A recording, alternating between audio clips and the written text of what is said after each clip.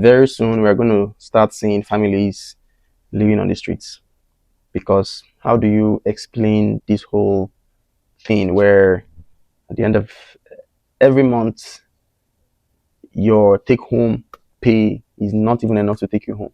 My God. People are struggling, cost of living is over the roof.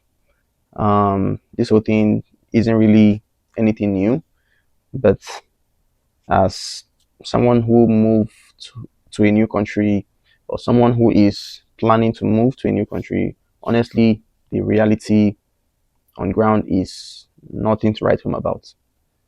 It's going to get to a point where you're either going to end up destitute, homeless,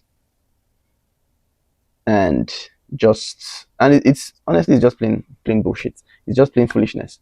Someone who is healthy and working, but at the end of the month, you really have nothing to show for it. So this whole thing going on in Canada, two bedroom in even the smallest cities costs close to $2,000. The three bedroom is way over $2,000. If you live in the GTA, a one bedroom is easily 1,500. That's $1,500. And honestly, seeing the price of houses listed in a city like Thunder Bay, a city that is like in the northern part of Ontario, far from the GTA, 16 hours away from Toronto, and you see a one bedroom going for 1,400, you see a two bedroom going for 1,800, and you see three bedrooms going for 2,500. I'm like, how the hell did we get here this fast? It's really appalling. So if you start seeing people on the streets, honestly, it's just probably because they cannot afford to pay rent anymore. Working individuals, working families can't really survive in the country where they live in. And this is the reason why we see a lot of stories about people leave the countries that they just migrated to in probably a short period of time. The next thing that is worrisome is the fact that even with the current job market, you know how when people say, oh, you don't have enough money, you're struggling with your bills, everybody says, make more money, find a higher paying job. The truth is, these jobs are actually not available, they are nowhere to be found.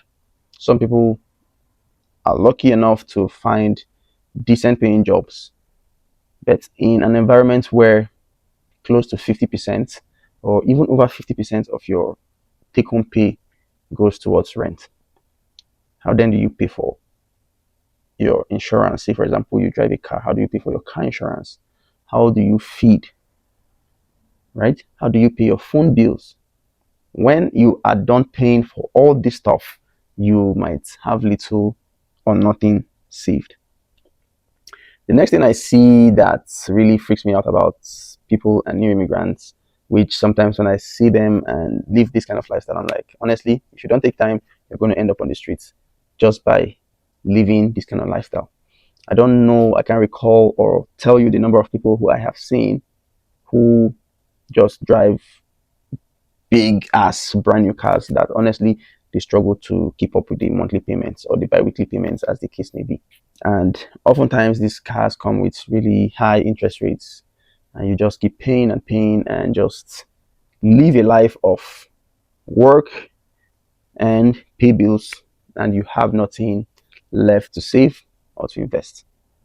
How then do you grow, or how then do you crawl yourself out of this situation where you want to just keep living in the same cycle? How do you escape this situation where all you do is work, pay bills, drive big cars that you can't really afford? Other times you will also hear people tell you, well, if you can't afford, if you think your rent is too high, or some people in a bid to escape high rents or what have you, they end up going to buy a big ass house.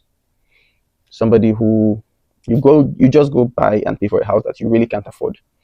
So if you're looking to buy a house, the recommendation is mostly the price of the house should not go beyond about three times your gross annual income for your household, or it shouldn't cost you more than say 32% of your gross income, which kind of really says the same thing.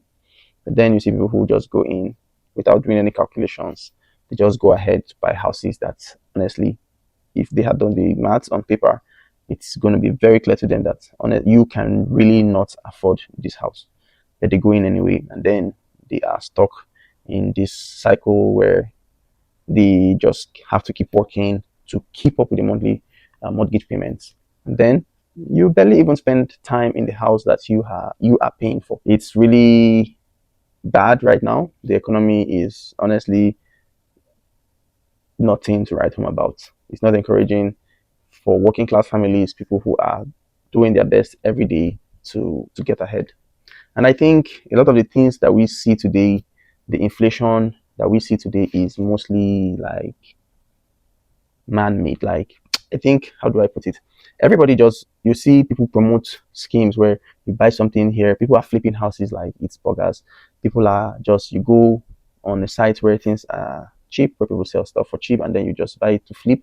And then we just kind of like, we pad everything, we just hike the price of everything just because we are all trying to turn a profit. And then we turn around to see that everything is expensive. Go to the grocery stores, you can't really afford anything anymore. Go in, you pick a thing or two, and boom, you spent over $100. Um, for most people, it's hard to continue to live like this.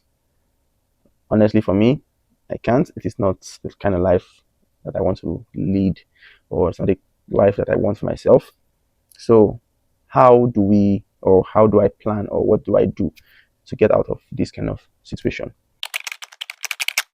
First thing is, truly, yes, you want to find a job. Keep your costs low. Do not try to impress anybody with your spending.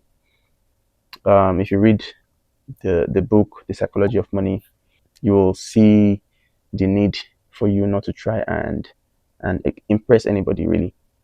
I think in a part of the book, the writer of the book said something about like, if you want to save money, then the difference between your income and your ego, that is where your savings lies. If you're able to separate your income and your ego, then you will be able to save money. If you really don't care about impressing anybody, you live within your means, save some money and do your best. Learn how money works, learn to invest. Take advantage of tax sheltered accounts, like tax advantage accounts like your RSP and your TFSA and other similar accounts that exist for you. Take advantage of these accounts, save a little bit of money here and there. It might not make you rich, but you stand a better chance of not running out of money very quickly. You stand a better chance of keeping your head above water until the right opportunity comes. Have an emergency fund. That's something else that is nice to do. So it's tough out there. That's for those who are still being able to make it work. It's a privilege. And for those who are struggling, my heart really goes out to you. And something else that is really going on right now is landlords going out of their way to box you into a corner where they illegally increase your rent, even when they are not supposed to. It's happened to me, and probably something I'm going to talk about in a future video. But I wish you all the best, and I'll see you in the next one.